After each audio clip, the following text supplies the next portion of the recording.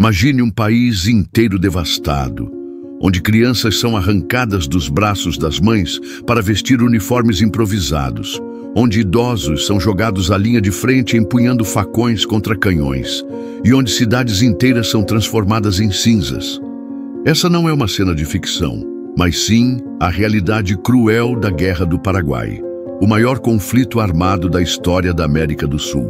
Uma guerra que deixou cicatrizes profundas, apagou quase toda uma geração de paraguaios e ainda hoje é cercada de silêncio e contradições. Nos livros escolares, ela aparece como um capítulo breve, muitas vezes reduzida a datas e nomes de batalhas. Mas a verdade é que por trás dos discursos oficiais existiam segredos obscuros, interesses externos e manobras políticas que transformaram a guerra em um massacre planejado. O que realmente aconteceu entre 1864 e 1870? Por que um país inteiro foi praticamente riscado do mapa? E quais forças estavam realmente por trás dessa catástrofe? A narrativa oficial costuma pintar a guerra como um ato de bravura, uma defesa da honra nacional.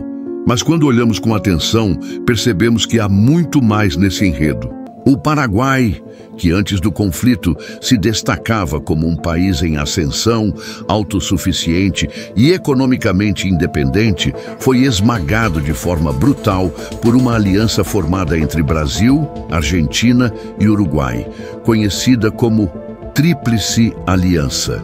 Mas a grande questão que raramente é levantada é: teria sido esse conflito apenas fruto de disputas regionais ou havia mãos invisíveis guiando o destino da guerra? A resposta pode estar nos bastidores, onde potências como a Inglaterra observavam atentamente o desenrolar dos acontecimentos. E se hoje você pensa que conhece essa história, prepare-se. O que vamos revelar aqui não é a versão das páginas oficiais, mas os segredos sujos que ninguém conta sobre a Guerra do Paraguai. Uma guerra onde não existiram heróis absolutos, mas sim um rastro de destruição, traições e interesses estrangeiros que mudaram para sempre a América do Sul. E para entender por que a guerra foi tão devastadora, precisamos dar um passo atrás e conhecer o Paraguai antes do primeiro tiro ser disparado. Porque só compreendendo a força que o país representava naquela época, conseguimos perceber o tamanho da ameaça que ele parecia ser para seus vizinhos e para o mundo. No início do século XIX, o Paraguai não parecia destinado a se tornar protagonista de uma das maiores tragédias da América Latina. Era um território relativamente isolado, sem saída para o mar e distante dos grandes centros comerciais. No entanto, esse isolamento, que poderia ser visto como fraqueza, acabou se transformando em uma força inesperada. Sob a liderança de José Gaspar Rodrigues de Francia, conhecido como o Dr. Francia, o país construiu um modelo econômico fechado, autossuficiente, sem depender de potências estrangeiras. Essa herança foi ampliada por seu sucessor, Carlos Antônio Lopes, que iniciou um processo de modernização impressionante para os padrões da época. Enquanto outros países latino-americanos enfrentavam dívidas externas e dependência comercial da Inglaterra, o Paraguai trilhou o caminho da independência econômica. Foram erguidas fábricas de ferro, fundições, estaleiros navais e até ferrovias. Um feito extraordinário para um país pequeno e sem acesso ao mar. O Paraguai produzia seus próprios navios, suas próprias armas e tinha uma agricultura capaz de sustentar sua população. Em poucas palavras, era uma nação que não se ajoelhava diante dos interesses externos. Com a ascensão de Francisco Solano Lopes, filho de Carlos Antônio Lopes, o país deu continuidade a esse projeto. Jovem, ambicioso e carismático, Solano havia estudado na Europa e trazia uma visão de grandeza para o Paraguai. Admirava Napoleão Bonaparte e sonhava em transformar sua pátria em uma potência respeitada no continente. E, de fato, os números impressionavam. O Paraguai era uma das nações mais industrializadas da América do Sul e não devia nada a bancos estrangeiros. Isso, no entanto, representava uma ameaça direta para os interesses britânicos, que lucravam exatamente da dependência financeira dos demais países. A prosperidade paraguaia não apenas incomodava a Inglaterra, mas também os vizinhos imediatos. O Brasil, que mantinha forte influência sobre o Uruguai, via com desconfiança o crescimento militar e econômico de López. A Argentina, por sua vez, disputava fronteiras e também desconfiava das ambições expansionistas do Paraguai. O que estava sendo construído em Assunção não era apenas um projeto nacional, mas uma afronta direta ao equilíbrio de poder na região. E foi justamente esse equilíbrio que começou a ruir quando a política no Uruguai se tornou o estopim para um confronto inevitável. O Uruguai, da metade do século XIX, era um país pequeno, mas de importância estratégica, dividido entre dois grupos políticos rivais, os blancos, de orientação mais rural e próximos ao Paraguai, e os colorados, de base urbana e apoiados pelo Brasil. A nação vivia em constante instabilidade. Essa rivalidade se tornaria o pavio que incendiaria todo o continente. Em 1864, o Brasil decidiu intervir militarmente no Uruguai para apoiar os colorados, o que irritou profundamente Francisco Solano Lopes. Para ele, permitir que o Império Brasileiro aumentasse sua influência sobre Montevidéu significava aceitar que o Paraguai ficasse cercado de inimigos. Assim, em um gesto ousado, Lopes ordenou a apreensão de um navio brasileiro que navegava pelo rio Paraguai e, pouco depois, lançou suas tropas contra o território de Mato Grosso. A escalada foi rápida e inevitável. A Argentina, que inicialmente observava a situação com cautela, se posicionou contra o Paraguai quando suas tropas tentaram cruzar território argentino rumo ao Uruguai. Logo, estava formada a Tríplice Aliança: Brasil, Argentina e Uruguai contra o Paraguai. O que começou como uma disputa localizada se transformou em uma guerra continental, que duraria 6 anos e mudaria para sempre o destino da região. Mas enquanto as tropas se moviam e os discursos inflamados justificavam o conflito, havia um ator invisível que já enxergava uma oportunidade de ouro na tragédia que estava prestes a se desenrolar. Para entender a Guerra do Paraguai em toda a sua complexidade, é impossível ignorar o papel da Inglaterra, a maior potência econômica e industrial do século XIX. Enquanto o Paraguai representava um modelo de desenvolvimento independente, capaz de produzir internamente seus bens sem recorrer a importações ou empréstimos, o restante da América Latina seguia um padrão oposto, dependente das exportações de matérias-primas e dos empréstimos dos bancos britânicos. Essa diferença tornou o Paraguai uma anomalia, uma ameaça ao sistema. Documentos da época revelam que Londres acompanhava atentamente o crescimento do país. O Paraguai mostrava que era possível uma nação latino-americana prosperar sem estar amarrada às dívidas externas, e isso poderia servir de exemplo perigoso para outras nações da região. Não era do interesse britânico permitir que esse modelo se consolidasse. Quando a guerra começou, a Inglaterra não precisou enviar tropas, nem disparar um único tiro. Bastava o controle econômico. A Tríplice Aliança, especialmente o Brasil, não possuía recursos para sustentar uma guerra longa. Foi aí que entraram os bancos londrinos, oferecendo empréstimos milionários.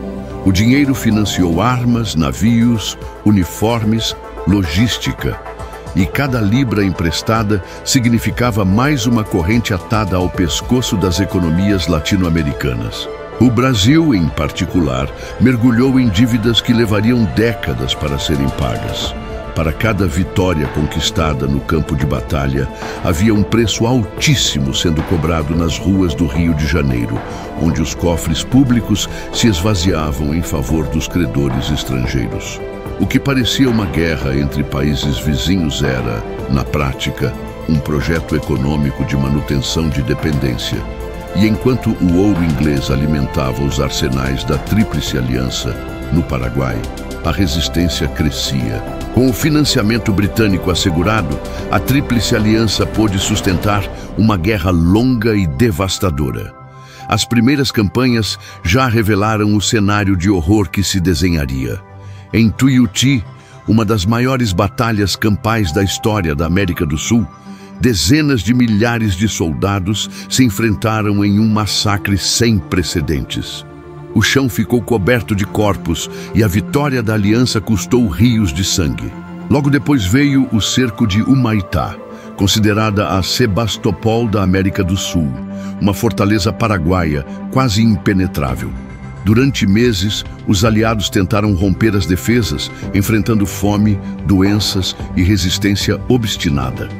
Quando finalmente Humaitá caiu, o caminho para a Assunção estava aberto, mas o custo humano foi brutal para todos os lados. O ápice da tragédia, porém, estava reservado para os últimos anos do conflito. Mas o preço que a população pagaria seria incalculável. À medida que as forças paraguaias eram dizimadas, Solano Lopes convocava cada vez mais jovens, mulheres e até crianças para defender a pátria. Há relatos de meninos de apenas 12 anos sendo enviados à linha de frente, armados com lanças de madeira contra baionetas e canhões. O exército paraguaio tornou-se um retrato de desespero, mas também de resistência desesperada. A campanha final, conhecida como a Dezembrada, foi uma série de batalhas em que os restos do exército paraguaio foram massacrados.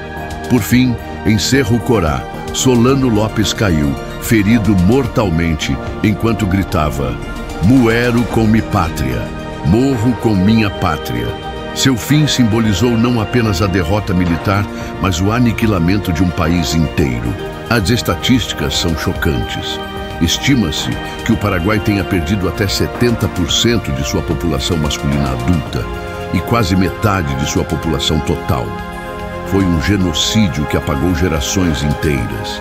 Cidades destruídas, campos abandonados, fome generalizada. O Paraguai emergiu da guerra como um deserto humano e econômico, condenado à dependência e ao esquecimento. E embora o Brasil tenha se proclamado vencedor, o preço também foi altíssimo. Mas essa é uma parte da história que merece ser contada com atenção.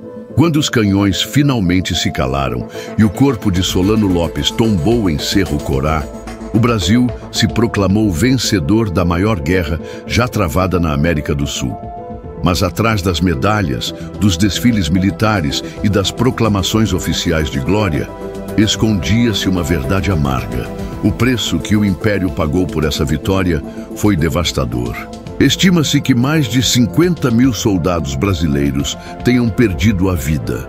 A maioria não nos campos de batalha, mas consumidos por doenças como febre amarela, cólera e disenteria, que dizimavam os acampamentos militares. Cada morte representava uma família destroçada, um lar vazio, uma geração de jovens arrancada do futuro. E não foi apenas o sangue que drenou das veias do país, mas também o dinheiro. Para sustentar a longa campanha, o Império contraiu empréstimos milionários junto a bancos ingleses. O resultado foi uma dívida externa sufocante que drenou os cofres públicos durante décadas e limitou o desenvolvimento nacional. Cada tiro de canhão disparado contra o Paraguai ecoava como um contrato assinado em Londres, amarrando ainda mais o Brasil às correntes da dependência financeira. No plano político, a guerra fortaleceu o exército, que passou a se enxergar como guardião da pátria.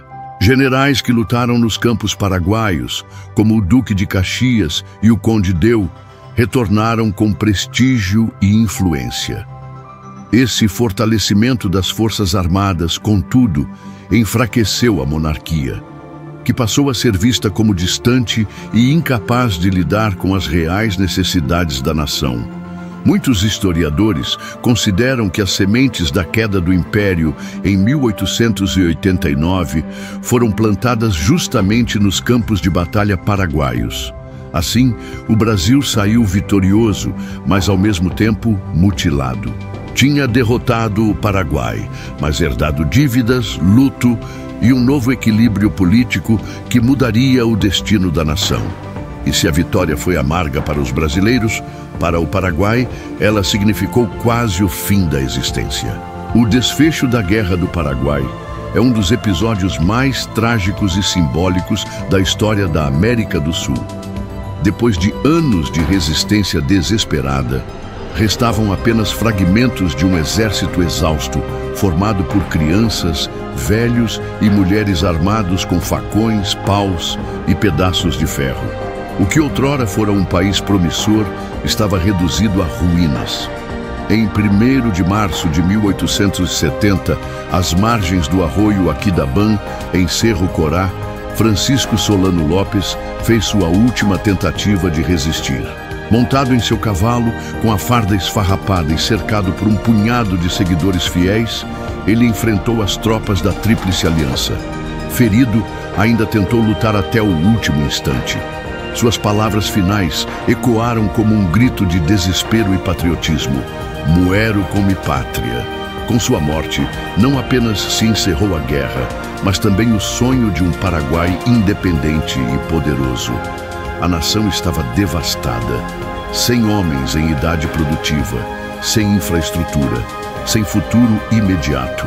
Os sobreviventes tiveram de reconstruir suas vidas em meio a cinzas e luto, enquanto os vencedores dividiam entre si os despojos de uma terra arrasada. O fim de Solano Lopes, ainda hoje, divide opiniões. Para alguns, ele foi um tirano que levou seu povo ao suicídio coletivo. Para outros, um herói que resistiu até o último suspiro contra a opressão estrangeira. Mas uma coisa é inegável: sua morte simbolizou o aniquilamento de um país inteiro. A Guerra do Paraguai não foi apenas o maior conflito da América do Sul, foi também uma das maiores tragédias já testemunhadas no continente. O Paraguai, que antes da guerra se destacava como um modelo de independência econômica e prosperidade, foi esmagado até quase desaparecer do mapa. O Brasil, embora vencedor, mergulhou em dívidas e perdeu milhares de vidas, enquanto a Argentina e o Uruguai também pagaram seu preço em sangue. Por trás das batalhas, dos generais e dos discursos de glória, havia interesses obscuros, especialmente os da Inglaterra, que emergiu como a grande beneficiária da destruição paraguaia. A guerra não apenas moldou o futuro da região, mas também revelou a dura realidade. Na América Latina do século XIX, soberania tinha um preço, e aqueles que ousavam desafiar a ordem internacional eram esmagados sem piedade. Hoje, mais de 150 anos depois, as cicatrizes permanecem. O Paraguai nunca voltou a ser o que era. O Brasil carrega até hoje as consequências políticas e sociais daquele conflito. E a pergunta ecoa: quantas vezes interesses externos continuaram a manipular o destino de nossas nações sem que a verdade fosse contada? Essa é a história suja que poucos ousam revelar.